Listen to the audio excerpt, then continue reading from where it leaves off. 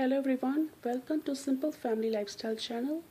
Today I'll be cooking popcorn on the stove. Ingredients: 4 tablespoons canola oil, half a cup popcorn kernels, thick bottom pot with lid, 2 oven mitts. You don't want your fingers to get burnt, so let's get started. Heat the oil on a medium high. Make sure the bottom of the pan is covered with the oil. The trick to know when the oil is ready, just add these 2 popcorn kernels first, and when these 2 popcorn kernels gets popped, that time you know it's ready, and you can add the rest of the popcorn kernels in it. When the popcorn kernels popped, that time you add rest of the popcorn kernels in it.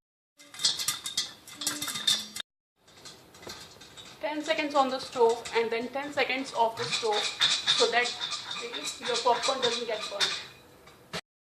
When you don't hear any popping sound, that means the popcorns are ready. So let's check. There we go. Perfect homemade popcorn.